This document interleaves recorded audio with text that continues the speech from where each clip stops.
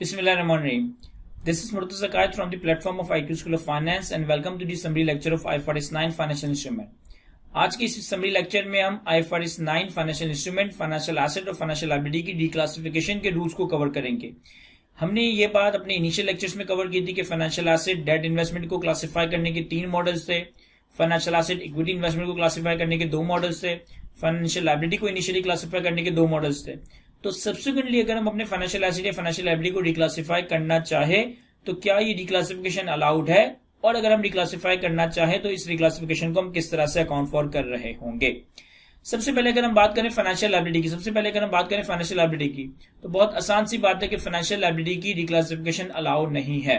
यानी कि अगर आपने फाइनेंशियल लायबिलिटी को इनिशियली अमोर्टाइज कॉस्ट या fair value through PNL model में क्लासिफाई कर दिया तो सब्सिक्वेंटली हम इसे डिक्लासिफाई नहीं कर सकते. फिर हम बात करें फाइनेंशियल एसेट इक्विटी इन्वेस्टमेंट की, तो फाइनेंशियल एसेट इक्विटी इन्वेस्टमेंट में 2 तरह के क्लासिफिकेशन मॉडल्स थे, fair value through OCI and fair value through PNL.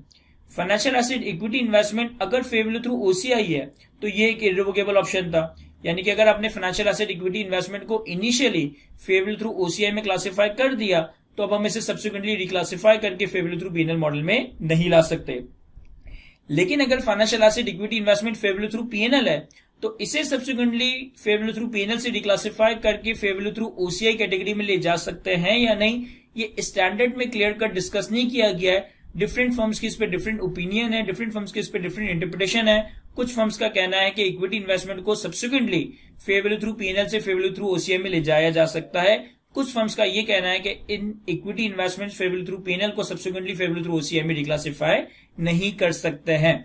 आईकेप का भी अपना ओपिनियन है. आईकेप अपने पास पेपर्स में ये प्रैक्टिस फॉलो करता है कि वो equity investment fair value through PNL को सब्सिक्वेंटली रिक्लासिफाई करके fair value through OCI category में ले जाता है.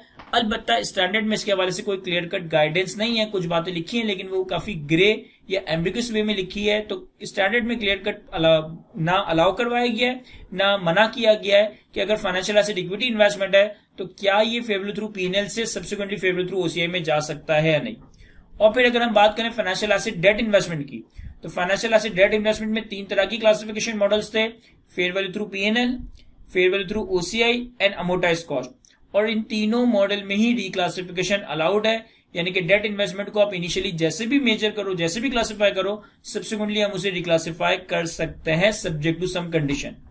कहता है reclassification of financial asset is required if and only if the objective of the entity's business model for managing those financial asset changes.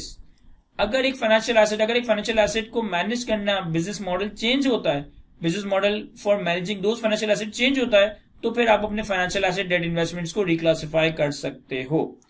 If an entity determine that its business model is changed in a way that is significant to the operation, then it reclassifies all the affected financial asset prospectively from the first day of the next reporting period, that is the reclassification date. Prior periods are not restated.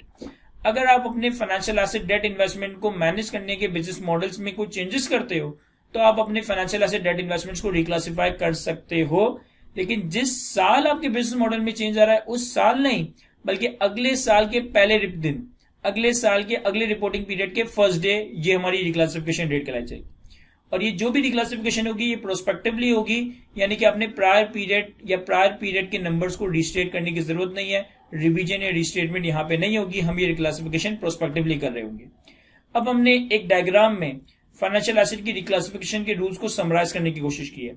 हमारे पास raw form में आ रहा है कि reclassification किस category से हो रही है, और कॉलम फॉर्म में आ रहा है कि हमारे पास रिक्लासिफिकेशन किस कैटेगरी में हो रही है. फॉर एग्जाम्पल कि अगर हमारा financial asset fair value through OCI है तो ये डिक्लासिफाई होकर फेयर वैल्यू थ्रू पीएनएल या अमोर्टाइज कॉस्ट मॉडल में जा सकता है. अगर हमारा फाइनेंशियल एसेट अमोर्टाइज कॉस्ट है तो ये डिक्लासिफाई होकर फेयर वैल्यू थ्रू पीएनएल या fair value through OCI category में जा सकता है. और अगर हमारा financial asset fair value through PNL है तो ये डिक्लासिफाई होकर फेयर वैल्यू थ्रू ओसीआई या अमोर्टाइज कॉस्ट मॉडल में जा सकता है. और ये सारी बात हम डेट इन्वेस्टमेंट के हवाले से कवर कर रहे हैं. अगर तो डिक्लासिफिकेशन फेयर वैल्यू थ्रू पीएनएल से फेयर वैल्यू थ्रू ओसीआई या अमोर्टाइज कॉस्ट पे हो रही है तो आप अपनी इन्वेस्टमेंट को फेयर वैल्यू पे डिक्लासिफाई करोगे. और जो भी फेयर वैल्यू थी ऑन द रिक्लासिफिकेशन डेट ये आपकी नई कैरिंग अमाउंट बन जाएगी.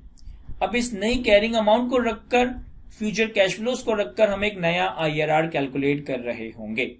अगर हम अपने financial asset, debt, investment fair value through PNL को सब्सिक्वेंटली रिक्लासिफाई करके ओसीआई या सब्सिक्वेंटली रिक्लासिफाई करके अमोर्टाइज्ड कॉस्ट मॉडल में ले जाना चाहते हैं तो रिक्लासिफिकेशन डेट पे पहले उसे फेयर वैल्यू पे लेकर आएंगे, फेयर वैल्यू का गेन और लॉस पीएनएल में ही जाएगा और फिर फेयर वैल्यू पे अपनी इन्वेस्टमेंट को रिक्लासिफाई कर देंगे इनटू दी ओसीआई और अमोर्टाइज्ड कॉस्ट मॉडल। जो भी फेयर वैल्यू थी ऑन द रिक्लासिफिकेशन डेट ये न्यू कैरिंग अमाउंट बन जाएगी। New carrying amount of future cash flows को रखकर हम एक नया आईआरआर कैलकुलेट कर रहे होंगे।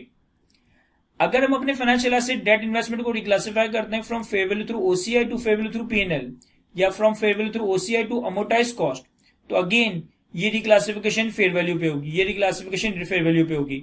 यानी कि पहले आप अपनी इन्वेस्टमेंट को फेयर वैल्यू पे लेकर आओगे, फेयर वैल्यू का गेन और लॉस ओसीआई में जाएगा, फिर इससे फेयर वैल्यू थ्रू ओसीआई से निकालकर फेयर वैल्यू थ्रू पीएनएल में ले आओगे, फिर इससे फेयर वैल्यू थ्रू ओसीआई से निकालकर अमोर्टाइज्ड कॉस्ट पे ले आओगे। अगर आपकी reclassification fair value through OCI से फेयर वैल्यू थ्रू पीएनएल में हो रही है तो जो भी आपके ओसीआई में रिजर्व रखा हुआ था ये सारा का सारा पीएनएल में रिसाइकल हो जाएगा। अगर हम अपनी डेट इन्वेस्टमेंट को ओसीआई से पीएनएल में रिक्लासिफाई कर रहे हैं तो जितना भी ओसीआई में रिजर्व रखा हुआ था ये आपका पीएनएल में रिसाइकल हो जाएगा। जो अमोर्टाइजेशन स्केड्यूल या जो आईआरआर आपने इनिशियली कैलकुलेट किया था वही आईआरआर आगे भी यूज होगा। आपको नया अमोर्टाइजेशन स्केड्यूल, नया आईआरआर कैलकुलेट करने की जरूरत नहीं है। इसी तरीके से अगर आप fair value through OCI debt investment को अमोर्टाइज्ड कॉस्ट कैटेगरी में लेकर आते हो तो आप रिक्लासिफिकेशन करोगे फेयर वैल्यू पे, फिर जितना भी ओसीआई का रिजर्व या जितना भी ओसीआई का बैलेंस आ रहा है इससे आप अपनी इन्वेस्टमेंट की कैरिंग वैल्यू से नॉक ऑफ कर दोगे, इससे आप अपनी कैरिंग वैल्यू के अगेंस्ट क्लोज कर दोगे। तो होगा ये कि आपका फाइनेंशियल एसेट दोबारा से अमोर्टाइज कॉस्ट पे आ जाएगा। आपका एसेट अमोर्टाइज कॉस्ट पे आ गया। अब जो आपने इनिशियली अमोर्टाइजेशन स्केड्यूल बनाया था, इनिशियली आपने आईआरआर कैलकुलेट किया था, ये दोबारा से रिकैलकुलेट या रीडू करने की जरूरत नहीं पड़ेगी। एंड लास्टली अगर आप अपनी डेट इन्वेस्टमेंट को अमोर्टाइज कॉस्ट से फेयर वैल्यू थ्रू पीएनएल या अमोर्टाइज कॉस्ट से fair value through OCI category में लाते हो तो अगेन ये रिक्लासिफिकेशन भी होगी फेयर वैल्यू पे। आपकी इन्वेस्टमेंट तो अमोर्टाइज कॉस्ट मॉडल पे है लेकिन जब आप रिक्लासिफाई करोगे तो आप उसे फेयर वैल्यू पे लेकर आओगे। अगर fair value through PNL model है तो आपके पास जो भी डिफरेंशियल फेयर वैल्यू का गेन और लॉस आएगा ये पीएनएल में रिकॉर्ड हो जाएगा। अगर रिक्लासिफिकेशन हो रही है फेयर वैल्यू थ्रू ओसीआई में तो जो भी आपके पास डिफरेंशियल फेयर वैल्यू का गेन और लॉस आएगा ये ओसीआई में रिकॉर्ड हो जाएगा। अगेन इन दो केसेस में भी आपको नया आईआरआर, नया अमोर्टाइजेशन स्केड्यूल बनाने की जरूरत नहीं है। जो आईआरआर और जो अमोर्टाइजेशन स्केड्यूल आपने ओरिजिनली बनाया था वही यूज होगा। उस आईआरआर या अमोर्टाइजेशन स्केड्यूल में कोई चेंज नहीं आएगा, बस आपकी इन्वेस्टमेंट फेयर वैल्यू पे आ जाएगी। अगर फेयर वैल्यू थ्रू पीएनएल है तो फेयर वैल्यू का गेन और लॉस पीएनएल में, अगर फेयर वैल्यू थ्रू ओसीआई है तो फेयर वैल्यू का गेन और लॉस ओसीआई में। तो अगर हम इसको समराइज करें तो सिर्फ दो केसेस में नया आईआरआर कैलकुलेट हो रहा है, जब हम reclassification fair value through PNL से फेयर वैल्यू थ्रू ओसीआई या फेयर वैल्यू थ्रू पीएनएल से अमोर्टाइज कॉस्ट में कर रहे हैं। इन दो केसेस में हमें नया आईआरआर कैलकुलेट करना है। बाकी चार केसेस में अगर हम ओसीआई से रिक्लासिफाई करके पीएनएल या अमोर्टाइज कॉस्ट में जाते हैं या अमोर्टाइज कॉस्ट से रिक्लासिफाई करके पीएनएल या ओसीआई में जाते हैं तो इन चार केसेस में हमें नया आईआरआर कैलकुलेट करने की जरूरत नहीं है। तो यहां तक हमारे पास रिक्लासिफिकेशन ऑफ फाइनेंशियल एसेट और फाइनेंशियल लायबिलिटी के रूल्स थे। आज के लेक्चर को हम यहीं तक रखते हैं। थैंक यू, अल्लाह हाफिज़।